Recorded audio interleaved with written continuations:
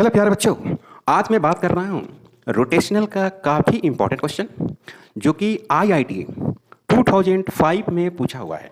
Subjective question था, इसमें कोई ऑप्शन नहीं रहता है। क्वेश्चन पहले आप समझिए, क्वेश्चन क्या है। A wooden block of mass capital M and length capital L is hinged by a frictionless nail at O। जैसा कि आप डायग्राम देख रहे हैं, ये L लेंथ का एक वुडन ब्लॉक है, लकड़ी का बना हुआ है, उसका मास M है और यहाँ पे फिक्स किया हुआ है और यहाँ पे कोई फ्रिक्शन नहीं है, मतलब स्मूथली ये घुमाया जा सकता है।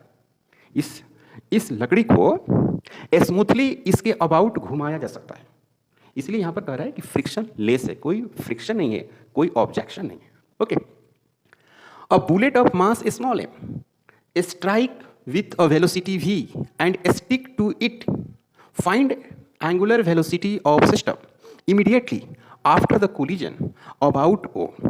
आपको एंगुलर वेलोसिटी कैलकुलेट करनी है। जब ये बुलेट आएगा और यहाँ पर जस्ट टकराएगा तो टकराने के बाद इसी में क्या हो जाएगा, ये इम्बेडेड हो जाएगा, इसके अंदर धंस जाएगा और धंसने के बाद इस लकड़ी के साथ ही बुलेट चलेगा। तो अब हमको जो वेलोसिटी कैलकुलेट करनी है, सवाल देख समझिएगा, और जो हमको वेलोसिटी कैलकुलेट करनी है ये नहीं कि जब ये बुलेट वुड के साथ में यहाँ आ जाएगा तब, नहीं नहीं नहीं, यहीं पे कैलकुलेट करना है। यहाँ से जब चलना स्टार्ट ये करेगा, जस्ट स्टार्ट करेगा, उसी वक्त का निकालना है। मतलब कि आपका जो कैलकुलेशन होगा उसमें थीटा का कोई रोल नहीं होगा, एंगल का कोई रोल नहीं होगा। आप समझ रहे बात को? क्लियर है? तो अगर यहाँ पे बुलेट है, अब बुलेट को आने दीजिए, यहाँ पर आता है, तो बुलेट जब यहाँ पर आएगा बच्चों, तो इसका अगर हम एक डायग्राम बनाएं इस तरह से,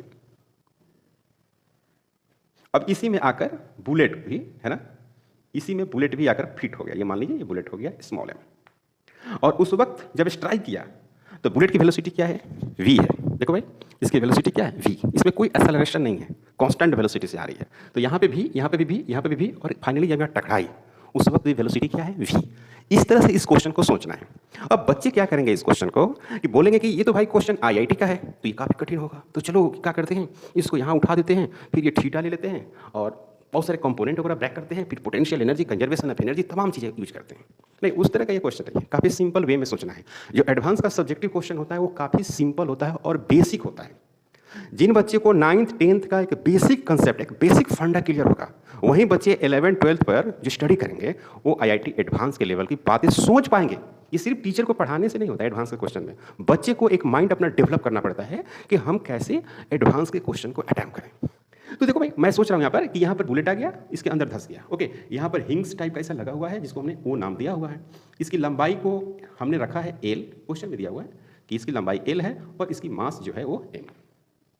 इसमें क्या है कि इसमें एक बात को लिखना पड़ेगा कि इसमें कोई भी एक्सटर्नल टॉर्क नहीं है, नो एक्सटर्नल टॉर्क। तो जो एक्सटर्नल टॉर्क नहीं है तो हम लोग क्या लिखते हैं, external torque is equal to, प्यारे बच्चों ऐसे लिखते हो, delta L divide by delta T।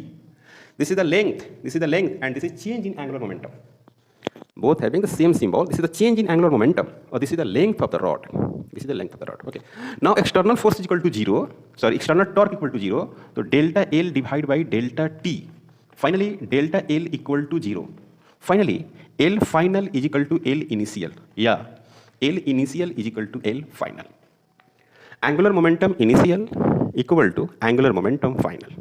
ये मैंने एक वर्ड यहाँ पर लिख दिया। क्लियर प्यारे बच्चों? यहाँ पर कोई डाउट? यहाँ तक आपको कोई डाउट? बिल्कुल कोई डाउट नहीं है। तो initial angular momentum equal to final angular momentum. तो मैं अगर इनिशियल एंगुलर मोमेंटम की बात करूँ, इनिशियल एंगुलर मोमेंटम की, तो कैसे आपको बात करना होगा? सिर्फ इनिशियल एंगुलर मोमेंटम जो है, ये m मास का एक बुलेट जो v वेलोसिटी से आ रहा था, तो इसके अबाउट इस बुलेट का एंगुलर मोमेंटम क्या होगा आपको पता है? कैसे लिखते हैं? यहाँ पर लिखेंगे क्या, r, ये मूविंग बॉडी है तो क्या लिखेंगे, r perpendicular into p angular momentum. अगर कोई बॉडी v वेलोसिटी से चल रही है तो क्या लिखते हैं बच्चों, r perpendicular into p। L final में क्या हुआ कि L फाइनल में ये इसमें धंस गया है और धंसने के बाद इसके साथ ये रोटेट करेगा, इसके साथ घूमेगा रॉड के साथ, तो ये रोटेटिंग का एंगुलर मोमेंटम लिखना होगा। आप एंगुलर मोमेंटम जो पढ़ते हैं रोटेशनल डायनामिक्स में, एक पॉइंट मास जो v वेलोसिटी से चलती है तो उसको आप मोमेंटम इंटू r परपेंडिकुलर लिखते हैं, और जब कोई बॉडी एक्सिस के अबाउट रोटेट करती है तो उसका लिखते हैं I इंटू ओमेगा। I क्या है? मोमेंट ऑफ इनर्शिया है, और ओमेगा क्या है? Angular speed. तो यहाँ पर क्या लिखेंगे बच्चों, I इंटू ओमेगा। यही ओमेगा हमको कैलकुलेट करना था। अब यहां पर देखिए तो आर परपेंडिकुलर क्या लिखेंगे, एल लिखेंगे, पूरा लंबाई कितनी है, एल, यही है आर परपेंडिकुलर। ओके, पी क्या है, स्मॉल एम इंटू भी।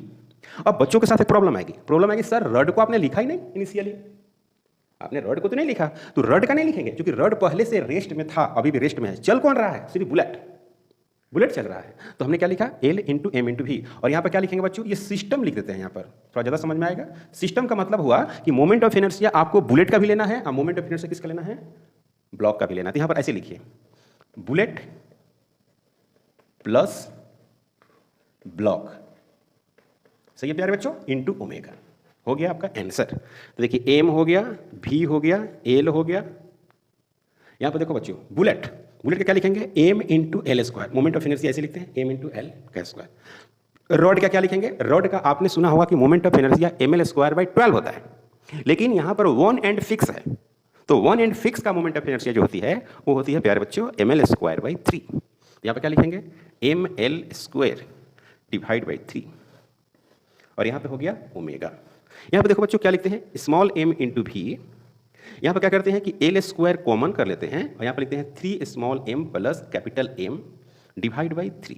एक एल से एक एल कैंसिल होगा तो क्या बचेगा बच्चों, यहाँ पर ओमेगा भी रहेगा, तो क्या बच जाएगा, एम इंटू भी equal to L divide by 3, और यहाँ पर हो जाएगा 3 into M plus capital M into omega.